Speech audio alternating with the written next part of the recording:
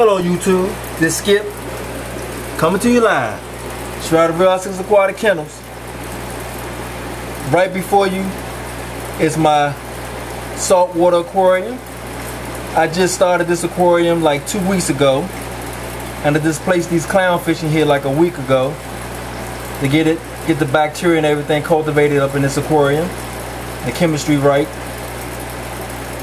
And I'm basically making this video to show you guys a more effective, inexpensive way to house saltwater fish at a low cost without breaking your pockets.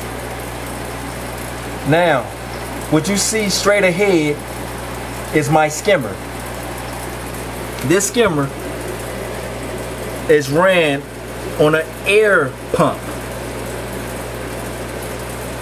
The air tube is hooked up to the pump, runs down in the skimmer, like so. The collection compartment is up top here. As you can see, it is working perfectly fine. And I have the pump where you can adjust the pressure, so the pressure of the skimmer is not too great to where it overflows in the collection department at the top, compartment at the top. I also have a media filter to my right with charcoal and some crushed ammonia chips and a nice sponge. We usually use these on little terrariums and things of that nature, but I decided to add this to this small 30-gallon breeder saltwater tank for some filtration.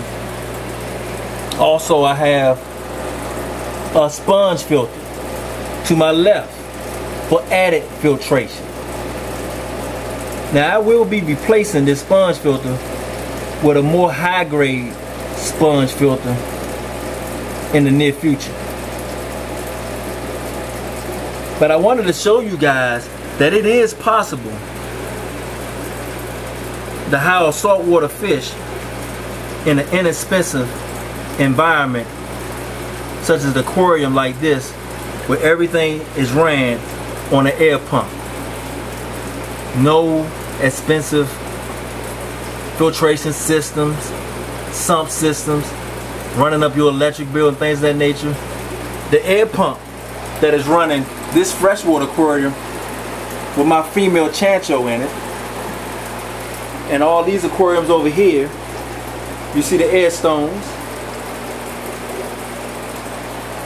That very same pump is also running these two air filters, that sponge filter, that medium filter right there, and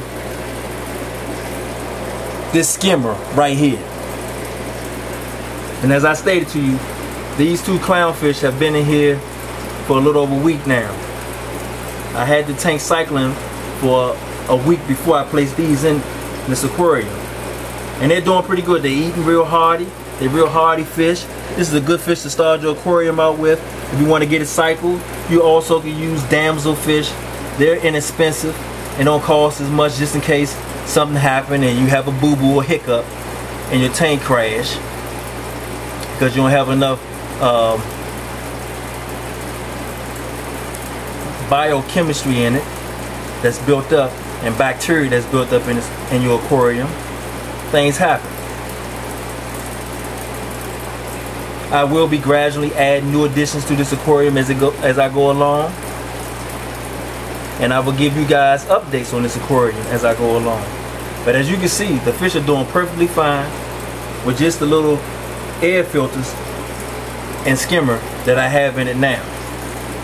Now, I wouldn't advise to use this technique and system on a large system that's over 75 gallons to 100 gallons, because then your filtration may not be adequate enough to hold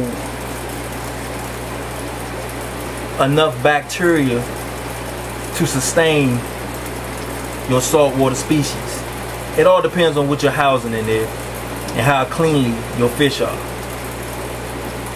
So with that said, I hope this video was helpful to some of you guys who may be thinking of branching out and starting up a saltwater aquarium. I have housed saltwater fish before. I had eels. I kept triggers. I kept, I love queen angels. I love the fire angels.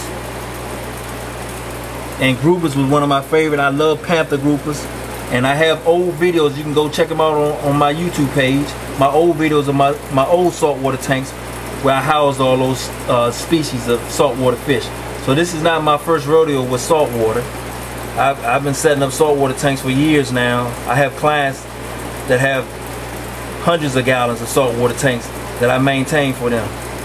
But this is something that's inexpensive, you know, small, and good for people who want to get started. So with that said, this Skip, you know the saying.